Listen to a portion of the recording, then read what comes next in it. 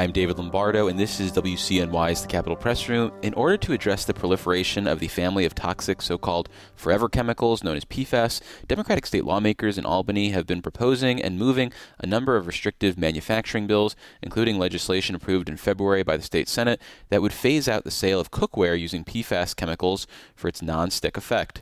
But this is getting pushback from cookware manufacturers who argue the legislation is overly broad and would prohibit products they say are safe to use. For more on their opposition to the legislation, we're joined in the studio by Kevin Messner, who is here on behalf of the Cookware Sustainability Alliance, and in his day job is the Senior Vice President of Public Affairs for Groupe SEB, an international cookware manufacturer whose brands include the familiar name of All-Clad.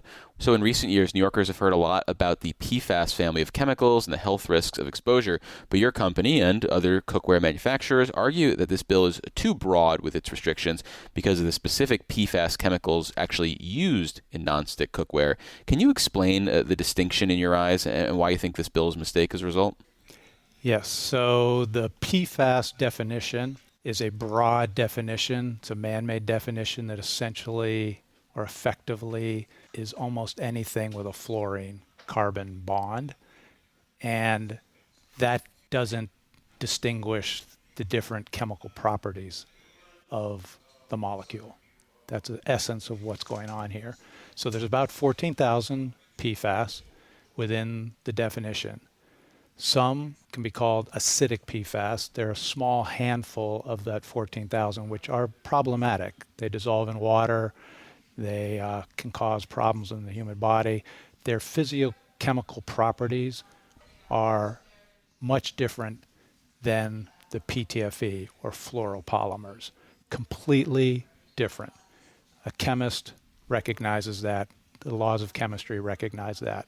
But they're all under the one umbrella.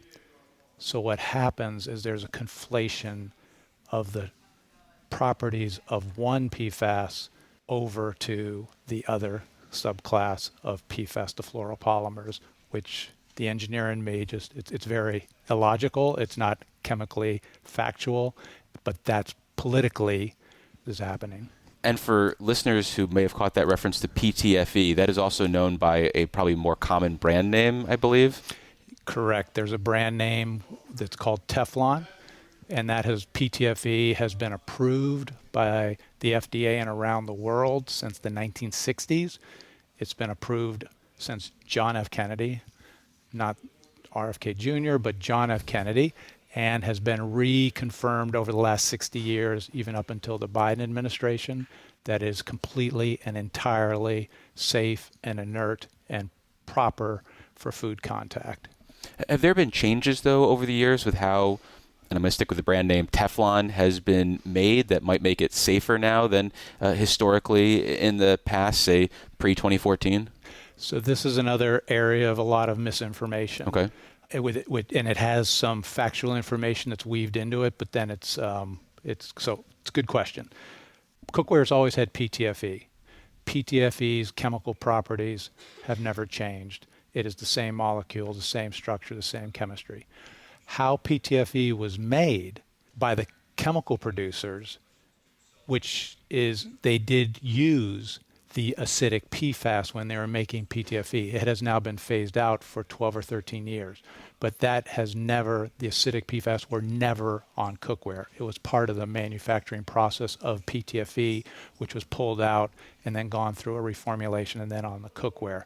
So what happened in the past is those problematic PFAS, and when the PTFE was being made, were then causing potential problems in the environment. It was never a situation of cookware. So that kind of gets lumped together from the past actions to what's on the cookware. But the cookware itself has always had the non-toxic, inert PTFE. And so we've always said if there's issues with manufacturing and the facilities, that is a problem. If it's a problem that should be addressed, which there's a Virginia bill that actually passed unanimously that does exactly that. It deals with the facility emissions into the waterways of harmful PFAS instead of banning something that is arguably, if not the safest surface to cook on.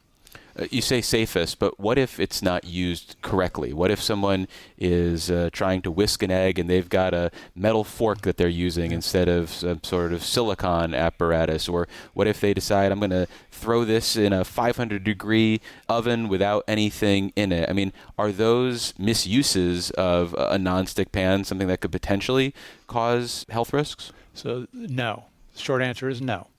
All of those things you just described do not change the physiochemical properties of PTFE. None of that is breaking down the molecular structure, changing its chemical properties. And so PTFE remains to be not water soluble, not bioaccumulative, meaning if you were to ingest it, it would pass right through your body. It is too large of a molecule to pass through a cell membrane. It has no mobility in the environment, so none of that will affect its chemical properties in any way whatsoever. There's some people that say, it'll try to merge it into the microplastic discussion. Those are just different terms, PFAS, microplastics that have issues and concerns separately, but none of that has any effect whatsoever on the properties or the human health benefits to using PTFE. So my beloved America's Test Kitchen, when they came out with recommendations that you shouldn't use metal utensils because it might make it easier for PFAS to migrate out, and don't throw it under the broiler or put it in a 500-degree oven because it could cause nonstick coatings to degrade and emit toxic fumes, you feel like that's a misrepresentation of what might happen? That's not. So part of that is there's two things out of what you just said. Sure. One is the first part. You do not want to use metal utensils and that type of thing with nonstick because it will scrape it. And there's same thing as if you use cast iron, you want to dry it properly and you don't want it to rust, because if you cook on the rust, you don't want to eat the rust. So there are proper uses of the cookware in itself to allow it to last. In stainless steel, you may not want to put it in the dishwasher because it could be discolored. So there's one topic about the normal use in order to have its longevity and durability and last longer that is completely and utterly distinct to whether it impacts your human health or you have any health or safety issues. The 500 degrees, that is not true. We recommend that you don't go over 500 degrees, but PTFE, from its pure chemical properties, does not degrade in any measurable way until you hit around 700 to 780 degrees. That's a pretty hot oven. Your whole entire house would be filled with smoke. Your pan would be destroyed. Your food would be incinerated and charred. So that is an example that will never happen in your home. I mean, it would have to be there for 2 hours, up to hours, for you to have any impact. So that is a gross abuse of the product that would never happen. Well, you mentioned, say, a cast iron, and that's one of the examples of alternatives to nonstick if used correctly, or the carbon steel, even a stainless steel can be used as a nonstick pan, albeit it might be a little harder for a home cook to use it. So since there are these alternatives, why not just play it safe, so to speak, and say, let's just encourage those options as opposed to anything using Teflon? So we make all of those options. And I own small clad products. Okay, there you go. So we make all of those products, and we think the consumer should have their choice. And so for those who are passionate chefs, they like to use maybe cast iron, something that would go into the oven, versus another cooking substance, and they might want stainless steel for searing or something, or carbon steel. But 60% of the market wants nonstick, because most families, first of all, it's the most affordable. You could buy a set of stainless steel or cast iron or any of the alternatives. They all cost more than nonstick. Nonstick is the most affordable, and also for people, and for the New York bill, it's not just homes, it's restaurants, it's schools, it's institutions. It also provides people the speed. People are getting their fried eggs ready for the kids in the morning. It's easy to clean up. It's easy to do the fried eggs. It's quick. It's affordable. And that's why 60% of the people want it. Now, what's of importance to this New York bill, it's not just cookware. It includes anything that stores, dispenses, or prepares food. And that's in a home, in a restaurant, in a food truck, in a school, in a food kitchen. So this bill bans everything effectively in your kitchen besides the dishwasher. It's in a restaurant and a food kitchen, because everything that has a plug or it has electronics has PFAS in it. And so you would have nothing in any coffee shop. And this is a real out reality. Maine just announced, every other state took this language and said it doesn't apply to coffee machines, even though it says dispenses food and beverage. Maine said no. And now coffee machines are getting pulled off the shelves. And that is only households. New York includes commercial institutions as well as restaurants. And so this has unbelievable impacts to how New Yorkers would not be able to really cook. So this is much broader than just pots and pans. Are there alternative approaches to regulating Teflon that you think make sense, or do you think the state should stay out of trying to restrict how and when Teflon is deployed in cookware? So first of all, there's no reason to ban something that is the safest, has the highest quality, highest durability, and highest safety for their components for another product. There's no reason to ban something like that for no health reasons and no scientific reasons. That's first Although point. some manufacturers do promote the fact that, hey, this one was made without PFOA, the Right. Teflon, or hey, this one's actually got no PTFE in it at all. So I mean, there's some interest in manufacturers to offer those. There are marketing claims and issues Gimmicks? on that, marketing claims, and they have been found by the National Advertising Division. They not be gimmicks, but to be misleading and need to be changed and pulled down.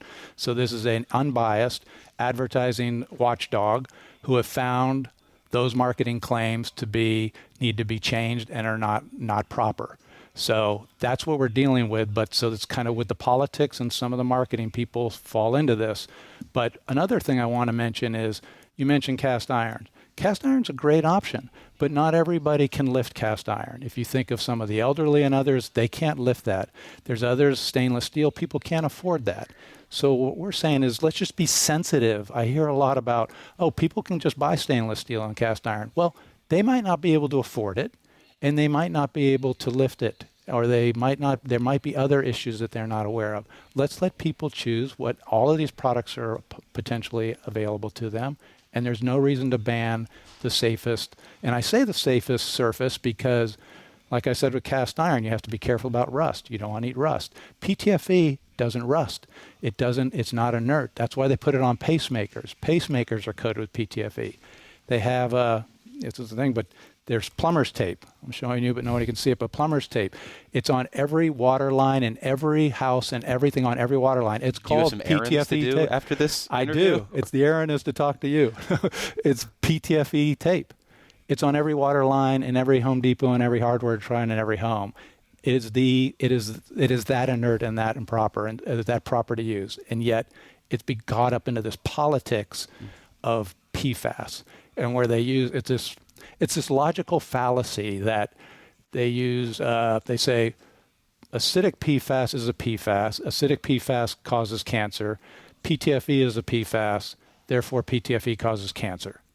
It's this logical fallacy where it's something. Another example would be logical fallacy of a cat is an animal, a dog is an animal, therefore a dog is a cat. That's the logic that drives this political discussion. It's not based, as an engineer again, it's not based on, it's baffling to me because it's not based on any scientific evidence. Well, unfortunately, that's all the time we have for this Intro to Logic class. We've been speaking with Kevin Messner. He's here on behalf of the Cookware Sustainability Alliance. Kevin, thank you so much for making the time. Really appreciate it. Thank you. Appreciate it. Support for the Capitol Press Room comes from O'Donnell & Associates, a public affairs firm providing strategic guidance to businesses and nonprofits on navigating policy and regulatory issues. More information is available at o'donnellsolutions.com.